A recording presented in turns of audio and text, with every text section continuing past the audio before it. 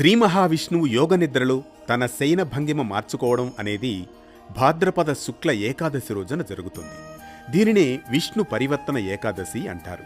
ఆషాఢ శుక్ల ఏకాదశి శయన ఏకాదశి నాడు విష్ణువు యోగనిద్రలోకి వెళతాడు. తదుపరి భక్తులు వ్రతాలు నియమాలు పాటిస్తారు. భాద్రపద శుక్ల ఏకాదశి నాడు విష్ణువు తాను శయనిస్తున్న భంగిమ మార్చుతాడు కాబట్టి ఈ రోజును పరివర్తన ఏకాదశి అంటారు. ప్రతి మాసంలోనూ 2 పక్షాలుంటాయి. ఒక్కో పక్షంలో ఒక్కో ఏకాదశి ఉంటుందనే విషయం అందరికీ తెలిసిన విషయమే. ప్రతి ఏకాదశి కూడా విశేషమైన ఫలితాన్ని కలిగి ఉంటుంది. అలా వచ్చే భాద్రపద శుక్ల ఏకాదశిని పరివర్తన ఏకాదశి అంటారు. అలా ఈరోజు పరివర్తన ఏకాదశి. పరివర్తన అంటే మార్పు అని కూడా అర్థం. మిగతా ఏకాదశుల మాదిరిగానే ఈ ఏకాదశి రోజున ఉపవాస దీక్షను చేపట్టవలసి ఉంటుంది. శ్రీ మహావిష్ణువును వ్రత విధానం ద్వారా అత్యంత భక్తి శ్రద్ధలతో పూజించి ఆయనకిష్టమైన నైవేద్యాలను సమర్పించవలసి ఉంటుంది. వివిధ రకాల కారణాల వలన అసంపూర్తిగా ఆగిపోయిన పనులు పూర్తవుతాయని మన పురాణాలు ఈ సందర్భంగా స్పష్టం చేస్తున్నాయి. ఈ రోజునే శ్రీ మహావిష్ణువు వామనావతారాన్ని ఎత్తి మహాబలిని పాతాళలోకానికి పంపుతాడు. పరివర్తన ఏకాదశి రోజు వామన అవతారాన్ని పూజించడం వలన బ్రహ్మ విష్ణు మహేశ్వరులను సేవిస్తే కలిగే ఫలం లభిస్తుందని పురాణాలు చెబుతున్నాయి. ఈ ఏకాదశి రోజు ఉపవాసం ఉండడం వలన తెలియక చేసిన పాపాలన్నీ నశిస్తాయని, కోరిన కోరికలు ఫలిస్తాయని నమ్మకం. ఈ పరివర్తన ఏకాదశి రోజున చేసే ఆరాధన వల్ల పూర్వజన్మలో చేసిన దుష్కార్యాలు కూడా పరిహారమవుతాయని పద్మపురాణం చెబుతోంది.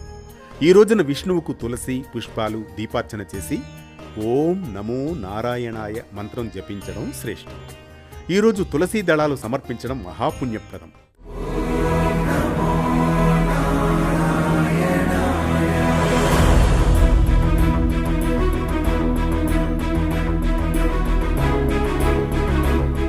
రాత్రి జాగరణ చేసి హరిభజన చేయడం వల్ల చాతుర్మాస్య వ్రతానికి పూర్ణ ఫలం లభిస్తుంది. దీని వ్రతం వైకుంఠ ప్రాప్తికి దారితీస్తుంది అని శాస్త్రోక్తి. విష్ణు పరివర్తన ఏకాదశి వ్రతాన్ని భక్తి శ్రద్ధలతో ఆచరించేవారికి శ్రీ మహావిష్ణువు తన అనుగ్రహంతో ఐశ్వర్యం, ఆయురారోగ్యం, సౌఖ్యం ప్రసాదిస్తారని శాస్త్రవచనం. విష్ణు పరివర్తన ఏకాదశి పూజా విధానం ప్రకారం ఉదయం పవిత్ర నదిలో లేదా ఇంట్లో నీటిలో తులసి ఆకులు గంగాజలం వేసి స్నానమాచరించాలి. పరివర్తన ఏకాదశి వ్రతం అని సంకల్పం చెప్పుకోవాలి. ఆచమనం, ప్రణవజపం చేయాలి. దేవతా స్థాపన చేసి దీపం వెలిగించి నైవేద్యంతో హరిని ఆహ్వానించాలి. పాలు, పెరుగు, తేనె, గంగాజలంతో పంచామృతాభిషేకం చేయాలి. పసుపు, కుంకుమ, చందనం, పుష్పాలు, తులసి దళాలు సమర్పించిన తదుపరి నైవేద్యంగా పాలు, పళ్ళు, చక్కెర, వడలు, పాయసం వంటి ఉపవాసానుకూల నైవేద్యాలు సమర్పించాలి. హరినామస్మరణ చేయాలి.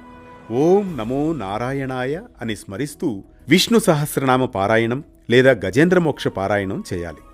ఉపవాసంతో ఉండి పేదలకు భోజనం పెట్టడం, పక్షులకు ధాన్యం, తులసి మొక్కలకు నీరు సమర్పించి తదుపరి ప్రసాదం స్వీకరించాలి. సాయంత్రం దీపారాధన చేయాలి. ఈ విధంగా భక్తి శ్రద్ధలతో పరివర్తన ఏకాదశి వ్రతం చేసిన వారికి పూర్వజన్మ పాపాలు నశించి విష్ణులోక ప్రాప్తి లభిస్తుందని పద్మపురాణం ప్రవచిస్తోంది. ఇది విష్ణు పరివర్తన ఏకాదశి గురించిన పరమార్థం.